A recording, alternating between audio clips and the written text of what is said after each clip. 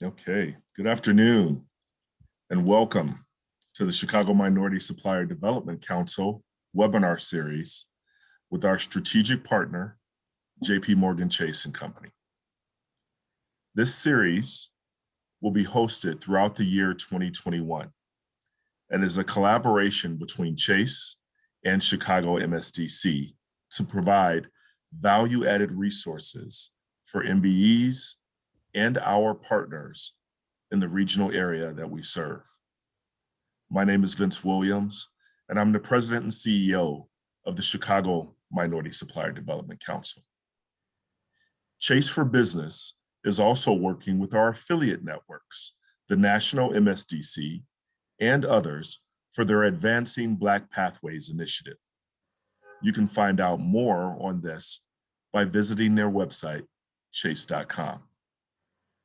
The Chicago MSDC is the premier organization for certifying minority-owned businesses, those that are 51% owned and operated by an entrepreneur that is Black, Hispanic, Asian Indian, Asian Pacific, or Native American. We then help develop these businesses with webinars, such as what's being offered today, or collaborate with subject matter experts on marketing, technical assistance, risk management, and website development, as well as building resiliency. Our services also include advocating for MBEs to identify more opportunities for growth and sustainability, and ultimately connecting them with buyers from major buying corporations and government entities. Today's webinar features some phenomenal subject matter experts and panelists from our strategic partner, JP Morgan Chase and Company. Today's webinar titled, Preparing for Next, Positioning Your Business for the Post-COVID World. So please join me in welcoming to the stage Ted Archer, Executive Director, Global Supplier Diversity for JP Morgan Chase. Thank you for the kind introduction, Vince. Good afternoon and welcome to our discussion. As Vince stated, this is about preparing for next, positioning your business for the post-COVID-19 world. My name is Ted Archer and I lead diverse supplier business development at JP Morgan Chase. And in my role, I have the pleasure of advancing JP Morgan Chase's goals towards growing minority-owned businesses through supplier diversity, but in conjunction with the innovative small business initiatives led by colleagues from around our firm. JP Morgan Chase has focused intentionally for years on unlocking opportunities for marginalized businesses, including women, veterans, and entrepreneurs of color. Over the past 5 years, I've had the chance to help build some of the more impactful solutions tackling support for minority-owned businesses around the country, including the Entrepreneurs of Color Fund. JP Morgan Chase has an existing $30 billion commitment to advance racial equity, and we call it our Path Forward. Path Forward aims to address structural barriers in the US that have created significant racial inequality, much of which has been made worse by COVID-19. The fact is that existing racial wealth gaps put a strain on families' economic mobility and limits the US economy from reaching its full potential. I'm proud to say that the firm has committed over $2 billion alone towards growing Black and Latinx-owned businesses. Now, I'm not going to run through the full list, but let me give you a bit of a flavor. First, we're going to provide an additional 15,000 loans to small businesses in majority Black and Latinx communities, up to $2 billion. Second, we're going to grow our spend with diverse suppliers by an additional $750 million over the next 5 years by growing our pipeline in conjunction with organizations like this one. Third, we're going to commit $50 million in direct equity investments to support Black and brown banks. Fourth, we're going to expand our Entrepreneurs of Color Fund, which is active right here in Chicago. And then last, we're co-investing up to $200 million in a new initiative with Ariel Investments that aims to close the racial wealth gap by investing in middle market businesses that are minority owned or will become minority owned. and forge a new class of Black and Brown entrepreneurs. I'm joined today by two colleagues who are Chicago-based and lead major portfolios at the firm. Curtis Reed, Managing Director and Regional Manager, and Pamela Randall, our Senior Consultant from the Minority Business Program. We're going to dive in for about 35 minutes for discussion, then break into Q&A for the remainder of the time. So let's go ahead and dive in. So I'm going to turn to our panel, but first let me give a little bit of additional context. So what we know to be true, right, is that small businesses everywhere face similar challenges: a lack of access to money, market opportunities, mentors and networks, and what I would call management flex, the ability to pivot, identify where you might need to navigate to start and grow. However, Black and Latinx firms face greater challenges to this access oftentimes than their counterparts. And according to our very own JP Morgan Chase Institute, Black and Latinx small businesses are underrepresented among firms that receive substantial external financing, which of course limits opportunities to scale. Many of these challenges are rooted in existing wealth disparity, which only serves to exacerbate barriers to their growth. For example, if Black and Brown households have a median family wealth just 13% and 19% of white households median family wealth respectively. So we know right there that we're leaving a lot on the table in terms of economic growth and economic prosperity. So I wanted to first turn to you, Curtis, with this question. Given what we've experienced and had a first row position in around COVID-19, from your perspective, how has the business landscape changed? And what are some of the important things that you would point to that businesses have been doing and would need to do to further find their way through this pandemic? All right, well, thank you, Ted. And first off, let me say I'm really pleased to be here with all of you. I hope everybody's doing well in these really treacherous times. But just to go right to answering that question, you know, I was around during the financial crisis, which we saw many businesses suffer, many people suffer. This by far has been really challenging for many businesses to navigate. You know, clearly, if you're a consumer-oriented business, you need consumers usually to walk through your door. And with the inability for consumers to leave their homes, it challenged many businesses. And unfortunately, like we see with just about everything, the pandemic disproportionately impacted minorities, Black and Brown, Latinx, and it did the exact same thing with businesses. Some of the things that we've noticed that created even a larger disparity are those businesses that weren't already prepared before the pandemic hit. And let me explain. Working capital and cash flow is the lifeblood of any business. And it allows companies to stay open, fund day-to-day operations, invest and scale for the future. However, we do know that Black-owned businesses today hold materially less cash than white-owned organizations. And so it's critical for business owners to evaluate kind of their short, long-term funding needs, refine their capital management strategy. And this can be achieved through a variety of different things, right? You can reduce your operating costs. You can pivot in terms of your products and services, you know, to cater to new segments. You can change your distribution model. You can engage, you know, new investors. But again, it goes back to liquidity, good working capital management, which, you know, to the extent that there is something like a pandemic, it'll allow you to not only survive it, but come out the other side stronger.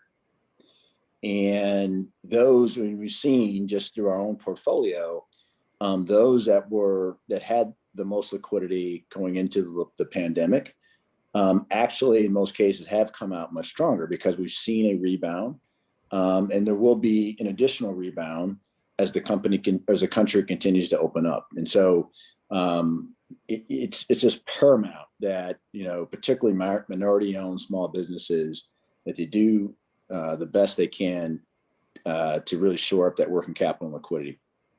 Second thing that we've seen, there was already a trend towards digitization and improved technology even before the pandemic. And obviously we saw that on hyperdrive once consumers could not go out their homes and they couldn't go into stores. So what happened?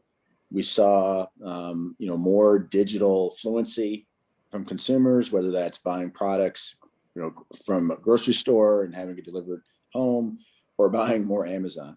So those companies that already were ahead of the game with digitization flourished. They were already providing access to their consumers in a way to allow them to buy product for them in an easy way. And so if you weren't already ahead of that game, you probably were struggling. And so the lesson is, clearly that is where things are going. And so trying to understand how to look at your business differently, how to access and allow your customers to do business with you differently is paramount. And so if you're not investing in that right now, you should start. The other thing that we saw is ease of access of doing business with your customers also comes with some concerns. Cybersecurity. So, being able to move money around safely, being able to allow your customers to engage with you in a digital way means you also need to invest in technology in order to protect your consumer, protect your business.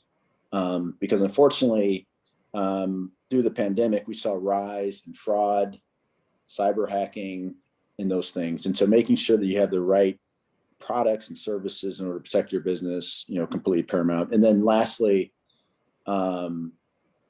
you went from, if you had a business that you had people that was relying on people being in your office, you had a business that went from having business people in the office to no people in the office.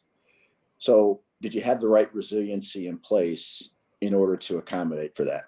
Did you have the ability for your employees to be safe at home while also being able to access what they need in order to transact with your customers? And so, having a good resiliency plan, a good resiliency infrastructure, clearly was important for the pandemic, but it will be just as important going forward, just so that you can continue to run your business regardless of the issues that are happening in the economy.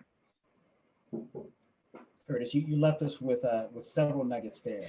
I feel like I should do a roundup, right? So not only is planning for resilience always an important investment for you to make, but investing in advancing your technological capabilities, but really digitization, payments, ways to adapt in the event that you can't get to your office, your physical locations. Those are all hard lessons that I think many of our small businesses have learned. But you started with the idea that cash is king, right? You're managing cash flow, the ability to have a good handle for what's going in and what's going out is always really vital. But that's not it, right? That's a big piece of the puzzle. And obviously this is a conversation with suppliers, and we know the importance of your business opportunities. I wanted to pivot over to you, Pam, to talk specifically about this idea that cash is king, yet there's so many other things that affect the success of small businesses. Your ability to manage cash flow, your ability to really connect to the resources that you need to get to. And you're one of our leaders in business banking, helping companies do more than just navigate to a product or loan, for example. In your view, what are some of those different things? What is the role of mentorship and coaching? Or what are some of those other building blocks that are needed to really navigate towards success? Absolutely. And thank you so much, Ted, and really excited to be a part of this panel discussion as well. Ted, I would actually like to add an additional caveat. So you say cash is king. I actually say cash is queen as well. Agreed. And so recognizing that, as we look at building blocks and opportunities, just to kind of expand a little bit off of what Curtis had mentioned is, we've seen a lot of the technological divide, but, if we dig a little deeper into that, it's really helping business owners understand how to use technology in order to maximize their opportunities, right? So it's one thing to get technology and ensure those systems are in place, but really the next step is to how can I use this information to grow my business, to make, to create improvements around it. And so digging deeper with them on that in that level. The other thing that I would say, as far as building blocks needed going forward, is really the ability to continuously understand and be able to pivot. So really understanding the trends as a small business owner, being able to potentially forecast, and also kind of conducting inventory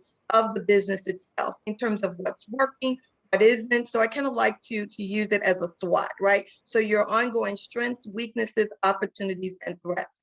Continuing that process in order to refine your ability. The other thing that I would add to this is really the ability to create what if scenarios, right? So best case scenarios, but potentially worst case scenarios, so that then businesses are prepared for different things that they did not anticipate. The other that I would mention is really around the importance of diversifying your revenue streams, understanding who else can buy your products, who else can utilize your services. And then that way, if one potential area kind of decreases, you're still able to kind of even out your cash flow from that perspective. In addition to that, the importance of networking, right? So every business owner really needs to kind of invest in their business to truly understand how others can help them move forward in the process. So I highly suggest for business owners to attend seminars and workshops such as this so they can continue to get access to current and relevant information. As we know, revenue and increase in revenue is actually not the only answer, or lending is not the only answer. What we know is that cash management tools and resources and controls can really help strengthen the operations of their business and help improve cash flow, which can truly make a difference. The goal would be to ideally slow down payments and to increase cash collection. So that, leveraging those opportunities are definitely important. The other thing that I would add to this is that every successful business owner really has a solid foundation. Their banker, their CPA, and their attorney. And those are really their advisors that can help them navigate or anticipate situations and opportunity. By having a broader network, creating certain strategic alliances are critical, and then ultimately kind of building those relationships. I also kind of like to look at this outside of the traditional relationship process by including suppliers and vendors, trying to develop relationships along those lines, as well as customers so that business owners interact with on a daily basis. There may be opportunities there for them to examine. And then lastly, other business owners, because oftentimes we can have situations where other business owners may have complementary services. And so as opposed to them going after opportunities individually, by collectively partnering, it can provide them with additional insight and information to go really after larger opportunities and contracts. And there's so much that you mentioned that I thought was really helpful.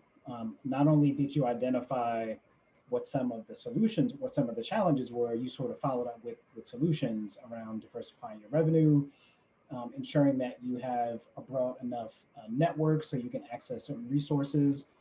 What I find really intriguing and also innovative about the work that you're leading at Chase is, we're bringing together under your leadership in Chicagoland a set of tools and resources that are meant to complement what a bank traditionally does, which is provide capital. And so we know that part of our charge is to make available our financial resources, but also to help with some of the navigation that every business has to go through in order to be successful. What, in your view, what's the importance of a business understanding what the ecosystem is around her, and what sorts of kind of recommendations might you provide for folks to tap into? No, another great question. The way that I kind of look at the ecosystem is really from a pillar perspective. And it really requires like a collection of, like I actually refer to it as many, M-I-N-I, and many systems all working together for the sake of the business owner.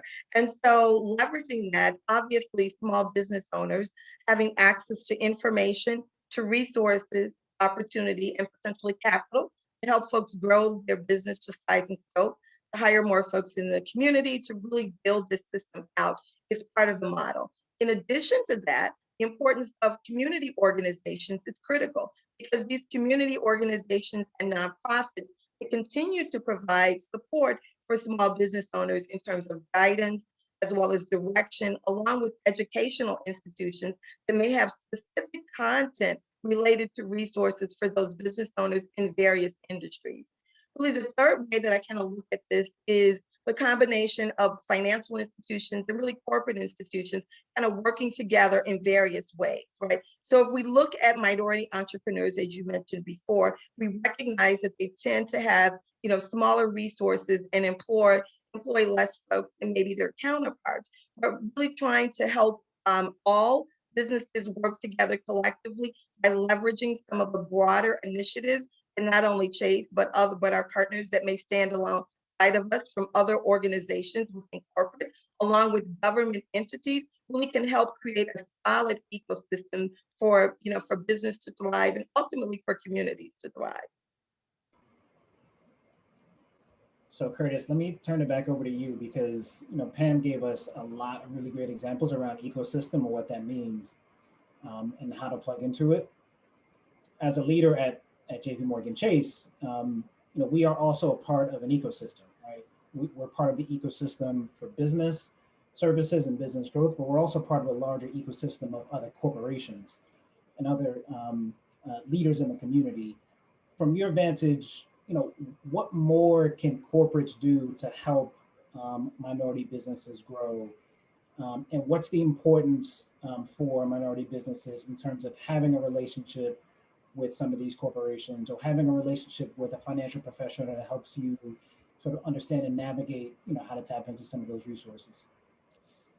Absolutely. I mean, I think we'd be remiss if we didn't call out and recognize that there's just been a systemic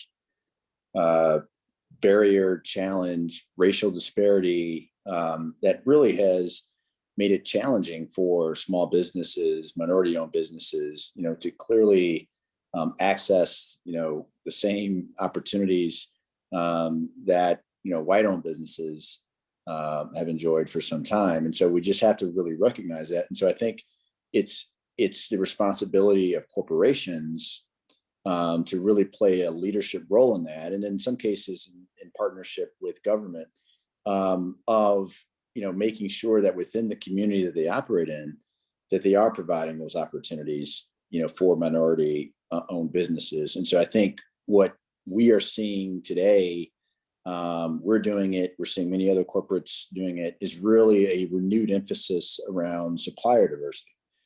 And I'm seeing in Chicago a tremendous amount of energy with other corporations that are also focusing on how they can do more from a supply diversity thing. Let me be clear though, this isn't a new strategy. Supply diversity isn't new. Many companies have been doing it for a long time. We've been doing it for a long time. The difference is coming off of 2020, George Floyd, some of the social unrest. I think the energy for sure is larger in terms of making that additional commitment. But then what I'm also noticing is there's some energy around how do we, as Pam noted, how do we create this ecosystem of support? How do we not only just provide the revenue, but how do we also provide the support? And that support can come in a variety of different ways: capital, resource, mentorship, connectivity. And so I think honestly, I'm impartial, I admit, to Jamie Dimon, but under his leadership on the Business Roundtable a few years ago, he led the charge around corporates really changing the narrative in terms of what their purpose is, beyond just creating value for the shareholder, but having a purpose in the community.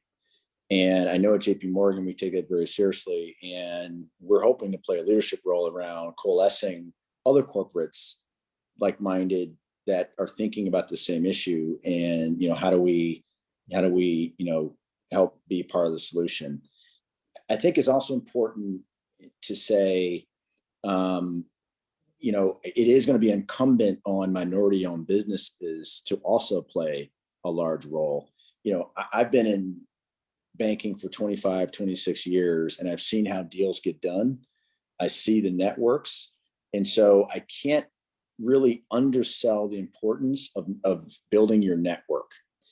And a lot of times these deals, these connections come out of your network. So when we talk about how do we get access to capital, how do we understand how to use certain financial instruments, how do we find equity? A lot of those deals happen, honestly, in the country clubs and some of these, networks that frankly have been really obscure for many minorities. But it's imperative that, if you don't have a network today outside of your community, that you work to build it for the purpose of your business, because that's also going to play a role in that education and that ecosystem in educating you around different products, opportunities, and also helping you in your business. And so I can't emphasize that enough.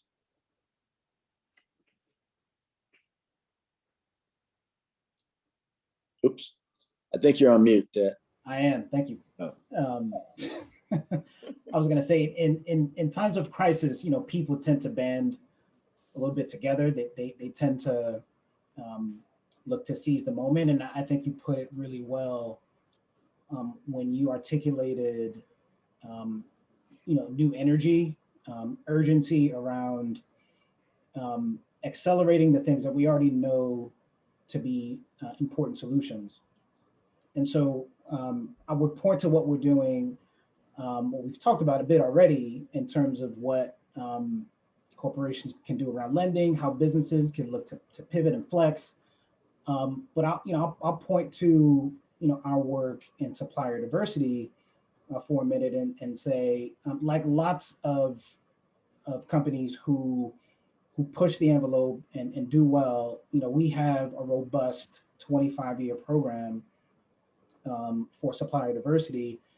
And we know that, now is the time to really change outcomes, right? Now is the time for us to look to move the needle with respect to the disparity that exists and closing the gaps.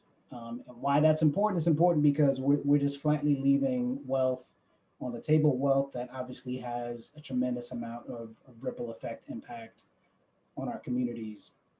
And so knowing that we have a robust program, that's not enough, right? We have real intention around a focus on where there's the greatest disparity, and that's among Black first, and then brown companies.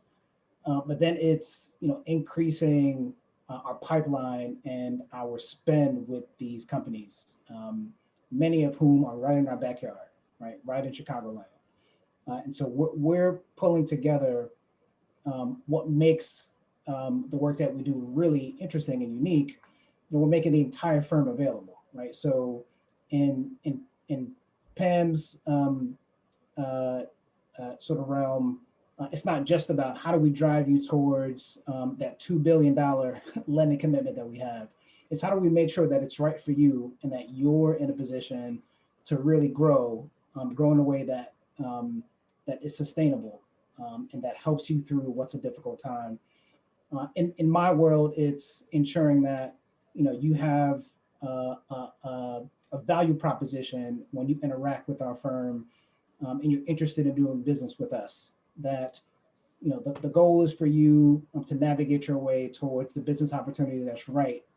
But along the way, it's also important that you obtain value with respect to resources, either directly from our firm in the form of services and products, or you're able to access those ecosystems that both Pam and Curtis talked a lot about.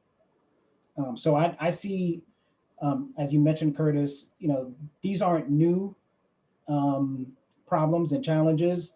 I think the way in which we address this and really aim towards changing our outcomes, like that's a piece that we want to sustain for years to come. And so based on this new lens that we have, right, the focus is not just on increasing, towards some sort of a milestone, but it's on racial equity, right? It's on closing the wealth gap. Those are really hard things to do. Like, it's going to take more than just a couple of years of a commitment to do those things. So from your vantage, I'm curious, just going back to you, Pam, for a minute. I'd be curious from your perspective, how you see your ability to not only bring forward many of the tools that you've already shared with this group, but what do you see as some of the next steps for how companies should look to engage in 2021 as hopefully we sort of get through this pandemic? Yeah, definitely. I think that it's really important to help organizations really build their infrastructure and ensure that they have the right tools and resources in place to really help them grow and develop. And one of the things that we've been extremely focused on here is the role of mentorship and coaching and networking, how that really plays into into this particular initiative. And so kind of being a part of the Minority Entrepreneur Initiative here with Chase, we've really been able to provide mentoring support, which is often seen as one-on-one mentoring and conversations with business owners, because one of the things that we know is ensuring that the infrastructure is solid and that resources around mentorship, sponsorship, and allyship are leveraged can be the cornerstone to these businesses' success. We know that mentoring can ultimately help guide and direct businesses and really expand their thought process to look beyond the day-to-day activities of their business and really kind of take a step back to evaluate things from a holistic perspective. And so in addition to that, as we kind of build this out, I also look to broader connections that mentoring and coaching can provide and building on strategic analysis and decisions that can ultimately help these businesses. I like to kind of use the term helping businesses focus actually on their business as opposed to in their business, because day in and day out, business owners are working within their business. But ultimately, having them kind of take a step back to create strategic connections can help the business grow and develop. The other thing that I would really add to this as the outlook for 2021 is really helping businesses in terms of creating a business learning agenda.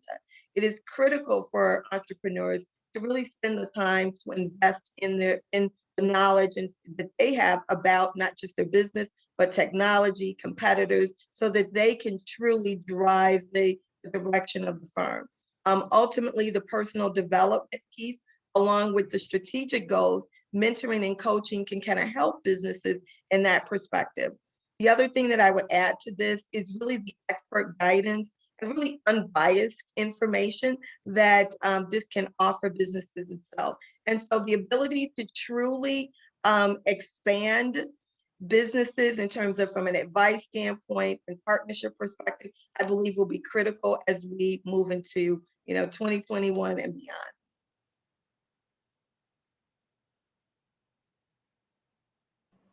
There we go. I was having trouble getting off mute there. Thank you, Pam. So I'm gonna leave you with the last maybe final nugget, Curtis, before we move into audience questions. But what would you leave the audience with before we get into questions? Well, I would just sum everything up. I have no idea what condition many of you business owners, came through this pandemic, but what's certain is it probably impacted all of you in some form or fashion, depending on what sector you're operating in. It might have accelerated your business.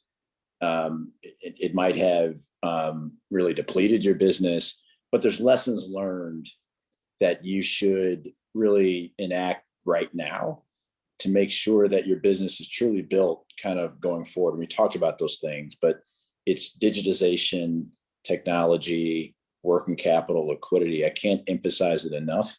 Those are the trends. Those are things that you should be really focused on. And then take advantage of this moment. Like I said, there's absolutely a energy from corporates, organizations around how they can be part of the solution of closing that racial divide, the wealth gap. So build out your network, really understand what's out there, what's available. Supplier diversity, we touched on it. That in of itself isn't enough. I was actually talking to a customer today that was real excited. They got this great contract, and then it's like, how am I going to execute on it? I need the capital, I need the right, financial infrastructure. And so it's really a holistic view of what your business needs, not only right now, but more importantly in the future based on the trends that we're seeing. So, clearly at JP Morgan, we have not only the commitments around our path forward, but also the resources within our middle market business banking group to really help, many of you achieve those things. So that's how I'd leave it for now. Right on. Thanks, Curtis. So Vince, I think what we'll do is we'll move into questions. Did you want to facilitate those, or do you want me to just go through what's on the Q&A? Oh, you're on mute. I was on mute. How's that? I'm learning, as we, again, this new normal of how we interact there. And I think I'm really good at getting that mute button off, but sometimes it just stays on. Wow, phenomenal, outstanding information. Curtis, Pam, Ted, everything that you guys have shared today, I think really speaks to and provides a great testament to who Chase is as an organization and your commitment, as you were saying, to supplier diversity. Some of the things that I heard, I just want to kind of mention as some takeaways before I get into the questions, was again about being strategic, being intentional. I love when Pam, you shared about, have a business learning agenda. What? I mean, that's like powerful right there, because I do think that many organizations do, or entrepreneurs, if you will, don't factor that part in. And then I also loved where you mentioned it's about focusing on their business in addition to focusing in their business. And we know that many small businesses, you wear a couple of hats, right? You're the cook, you're the marketing person, you're the accounting person, and you're putting these hats on at various moments. But what I also thought really spoke volumes is, Curtis, when you mentioned that JP Morgan Chase is looking to opening their firm of resources, of your subject matter experts. And that right there is a powerful commitment, an absolute powerful commitment. So thank you all for honestly sharing that to the participants here and those that may see this, later on. I also heard you mention about creating and nurturing an ecosystem, which is powerful too, because what many minority businesses in particular don't realize is that you do have an ecosystem that you can lean into and provide and get more resources, best practices, so that if you encounter these hurdles of being an entrepreneur, you can learn how to go around that hurdle or get over that hurdle more quickly there. So again, powerful things. I see that we do have a couple of questions in the Q&A there. And this is from Sashi Sin. It says, a majority goal for government contracts of 20 to 35%. Does JP Morgan have similar goals with their primes? Yes, so I can give you what I think is a really kind of forward-looking approach to creating the change that I described. So we, like many big corporations, spend a lot of capital on vendors and have had a supplier diversity program for the past 25 years. But what we've committed to is to increase our net new spending with Black and Latinx suppliers $750 million over the next 5 years. So what that means is we're going to be ramping up, increasing our pipeline, engaging more with you to not only reach that goal, but to grow with you along the way. And so I'm proud to say that we've got a net spending goal that's on top of what we've traditionally done. And we think that that's going to create some real change, change not only for us and how we go about our buying behavior, but really change the ways in which we can grow minority firms. Outstanding. Thank you for that. And I apologize. Yes, Sashi reached out and let me know that they were about minority goals on government contracts. That's what I was missing. Next question, also from Sashi. How can they become a vendor with Chase? Excellent question. So there's one easy way, which is accessing a link that we're going to share with you. We're going to share a resource page in a few minutes that you'll have access to. We're going to send it to you so you have it, and also follow up with some additional questions as to the extent to which this was a helpful session for you. But our pathway, our process for becoming registered as a supplier is really twofold. The first piece is accessing our link and going through the process. But of course, importantly, and I'm assuming that there's already a certification or that's taken place with the Chicago MSDC. It's being certified with the Chicago MSDC. So there are a number of components and criteria that we would look for to address and assess whether what you're providing as a company fits our needs. Some of it is based on category. Other pieces are based on controls and the level of controls you have as a firm. We're a big company. Big companies tend to do business with other big companies. So part of what our charge is assessing and understanding ways in which we can work with you directly as a prime or as a tier 2 sub. And we obviously have lots and lots of prime companies that we work with, tier 1 companies that we work with, that we're encouraging and working with to extend their capabilities and their opportunities to our subs. So it's a combination of directly with us through our website, which we'll make available to you, and also indirectly through what we would consider our gold suppliers. And these are suppliers that are, large companies like a JLL or CBRE that integrate a lot of the work that we do across the country, particularly on the construction side. But there's so much that we can do with you as a vendor. But the first step is to register with us in our system and then follow along that journey to make sure that you're accessing the information that you need to progress. Outstanding. Great. Thank you so much for that, Ted. I see some other questions that came across, but I think you may have addressed those by saying the resource page that you're going to offer at the very end that will include some links for the participants to become vendors, if you will, with Chase, but also the additional resources that you guys are providing from a business perspective. One in particular was from a Marcus Brown. It was saying, how do I get started? He's a minority supplier of electrical lighting. And so Mr. Brown will definitely be able to share that link with you so you can get started there. But he also stated that he's interested in the mentorship program and possibly additional funding to help him grow that business. And so would that be, can you address that, Curtis and Pam? Yeah, I'll maybe kick that to Pam. Okay, Pam. Awesome. Yeah, so absolutely.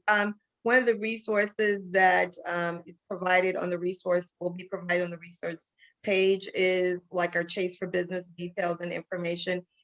Certainly open and willing to have additional conversations with folks. I mean, this is something that we've actually committed to. Chicago was our initial market. We're rolling this out in 13 cities between now and July. And so, you can definitely learn more about it through our resource page, and also I can kind of navigate you through the process. Absolutely. And if I could maybe add to that, I can't emphasize enough. I mean, I know the old adage, the bank will only lend me money when I don't need it. And, they won't give it to me when I really do need it. It goes back to this education piece, and it goes back to having a real fluency around financial products and really making sure your business is prepared when you go ask for that loan. And that's why, as we've launched the Path Forward, this was one of the leading areas that we wanted to focus on, which is what we think has always been missing, is this sort of real sort of holistic top to bottom understanding how to get you prepared, get your business prepared so that when you can grow it, you can work with financial products, ask the right questions, build your network, so on and so forth. So it's absolutely critical, and I can't emphasize enough in terms of making sure that you work on that piece of it.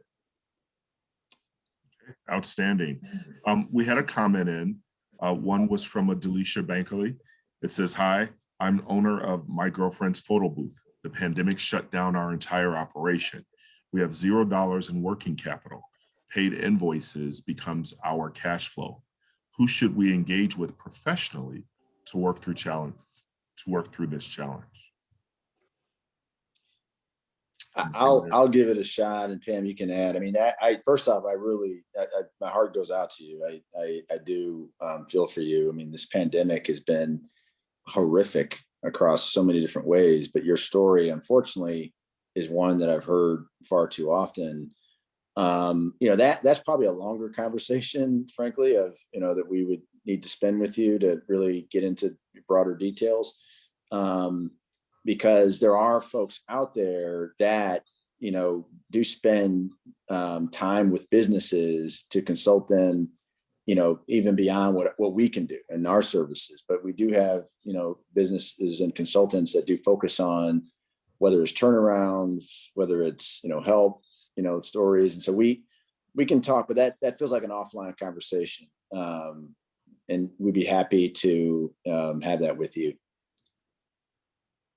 Okay, outstanding. Pam, did you have some? Vince, only thing I would add is that there are, kind of the way Curtis started, it's a really tough situation. Being a business is incredibly tough, but there are resources, right? So I think what we shared today is that the ability to kind of pivot and get to resources is so incredibly important. And you now have folks who can help you at least get to a resource.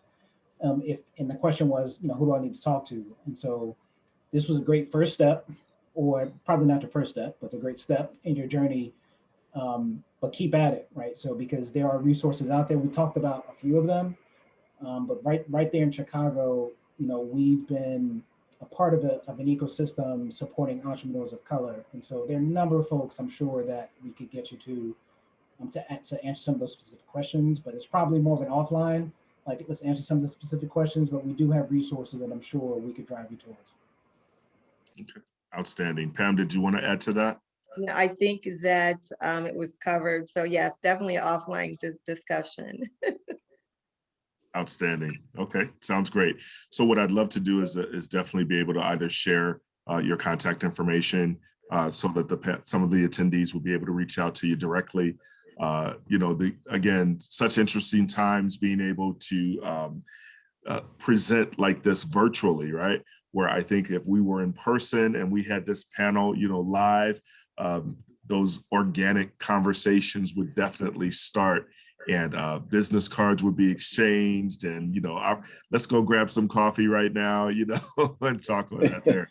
So I do appreciate, again, everything that you all are sharing, as well as the participants that are chiming in. I'd like to add, and I'd like to echo it. Looks like there's a comment that came in from Treasure that says, "Thank you, Pam. I really enjoyed all the information you provided, and I have taken great notes on all you said. Just outstanding information and speaks to my business directly and what I do. You provided powerful information and how to focus on the business." And it also states, "Thank you to JP Morgan Chase for this outstanding panel and providing a new way of looking at how Chase is working with minority businesses. Powerful session." Outstanding, Treasure. Thank you. That feels good, right, guys? Yes. Thank you. Yes. Thank you. Yeah, definitely. Really, really great. And then I'm going to go back to a question here, and I'm thinking this may be directed at you, Ted. It's from Amit Patel. It says, "How do you evaluate new vendors? Do you have opportunities or support for professional services, engineering consulting?" We do. So as I sort of started, we're a big company. So our inertia brings us towards other big companies. So part of what we've been able to do in recent years and even in recent months is really pinpoint some of the categories where we know that we have an opportunity to increase our spend. So to some extent, we have a cadre of companies who we've worked with over the years. We're increasing our ability to work with them. Right? These are smaller companies that are going to grow with us as we identify categories where our spend is increasing. And so if you fall in one of those categories, and I think you mentioned engineering, professional Yes. services, we buy professional services. We work with third parties that provide professional services. And so first step, right, get registered, get in our portal. And then the next phase of that would be, assessing your company profile. So understanding your industry NAICS codes, being clear about where your experience and your kind of certifications lie, knowing what your goals are. If you're an engineer, a firm, like how much of your goals include design and build, right? Are you focused on the engineering piece, or are there other areas where you can grow? So we do evaluate our firms and our potential vendor partners by the category, but we're also not bound to those categories in a way where we're not focused on our potential vendor partners. And so our new way of changing outcomes is looking at this as a solution where we can provide shared value to each other. Right? So you are looking to grow, we're looking to grow our spend and increase our capabilities. We should be doing that together. And so the first step for you is to get registered. We'll do an assessment based on that, based on what you provide. And then it may not be today, right? The hope is that it's tomorrow, but even if it's not an opportunity directly with us, we're here to make sure that you're getting value out of engaging with us. And it may be that there are more components in the ecosystem that fit you right now. And so we're going to be around to make sure that you can navigate towards those things. All right, outstanding. And I'd like to share that I noticed, Chase's commitment here in Chicago has been phenomenal. We're seeing a new banking center that's been placed on the South Side in one of the areas that experienced a lot of civil unrest during the summer of 2020. Can you talk a little bit about that and maybe the commitment to the communities that we're serving here as well? Yeah, I guess I'll jump in. So yeah, our path forward commitment was pretty overarching, pretty broad, and it was meant to be that way so it can touch, really the consumer at the most part, which includes, small businesses. And part of that isn't just committing capital. It isn't just saying we're going to give a bunch of money to someone who then's going to give it to someone. We realize that at its core, it starts at really being tied to the community. And we've always strived that as part of our overall mission here in Chicago. I'm fortunate to sit on our market leadership team, and one of our core pillars is making sure we're engaged with the community. But we knew that in order for this $30 billion commitment to really be effective, we have to be engaged with the community. So we said, look, we can't just have a typical branch. We need to have a community center where if we are going to execute on some of these broad initiatives, such as one-on-one mentorship with small businesses, providing additional mortgages to Black, Brown, Latinx, a key component of that is making sure that we educate and provide good financial literacy around, accessing these products, these traditional bank products. So we knew we needed a community center where we could effectively do that. And so we're lucky in Chicago, there's our third community center that we've launched across the business. And I thought I saw by last count, we're gonna have at least 30 more launching through the remainder of this year. But again, we view as though, even though we're a big bank, and we're not gonna say we're not, we are very much a small bank in the communities that we serve, and we treat it as such. And that's a key area where, we're going to do a lot of the work that we've committed to doing. And I would just add to that, to Curtis's comment, extremely excited about the community center and the building process, right? So we're really looking at this and changing from traditional community banking to community building, right? And the community center is just one aspect of what we're doing. If we look at more broadly in terms of the focus of the community center, now obviously this will be post-COVID, but it is to actually bring organizations and resources into the centers so that meetings can be held, so that potentially small business owners can kind of showcase their wares, for example. And so, we have an extensive initiative around this, and we've actually dedicated resources to support that. As Curtis mentioned, we have a dedicated team of community managers where their sole focus is to work with nonprofit organizations and other key stakeholders in the communities in order to bring the resources to them and to create an open environment for folks to feel welcome in terms of coming into a financial institution. So from my perspective, we're just getting started, right? So I am extremely excited about the work that we will be doing in 2021 and beyond. I love it, Pam. That's phenomenal.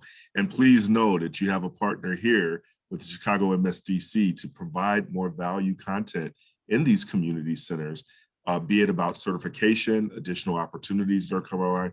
So we are there with you, and we're just getting started too. So let's do this. I absolutely love it.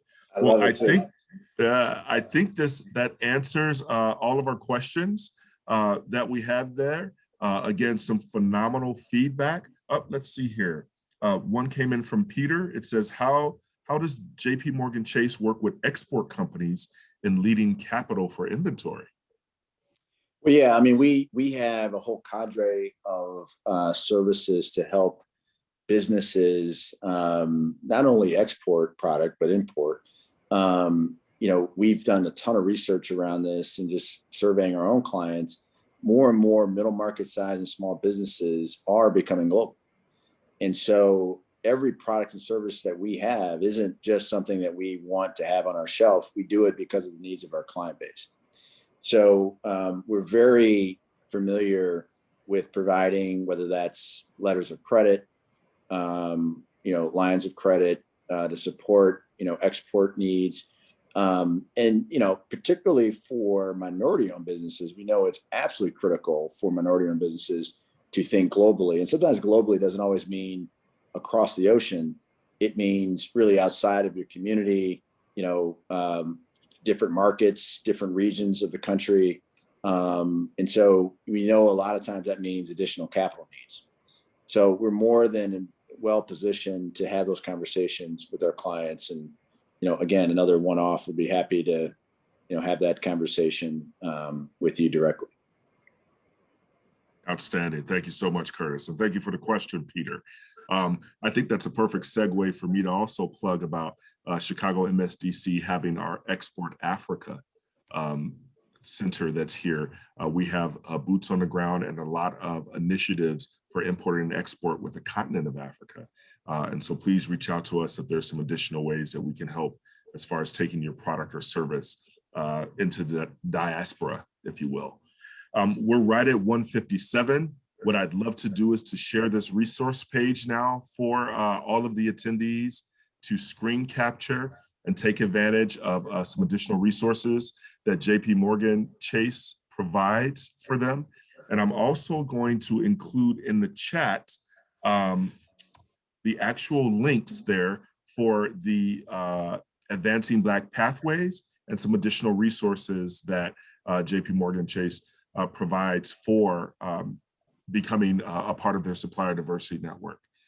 This team has been an outstanding and phenomenal conversation. I thank each of you for your time, for the information that you shared. I think that this is a great way for us to really showcase again the capabilities, the commitments that JP Morgan Chase and the Chicago MSDC have to our business community, particularly our Black, Brown, and Latinx community. So Mr. Ted Archer, Executive Director, Global Supplier Diversity for JP Morgan Chase, thank you.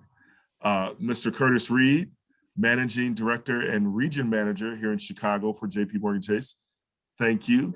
And I would be remiss without saying during Women's History Month, Ms. Pamela Rando, Senior Minority Business Consultant with Chase. Thank you so much for your expertise.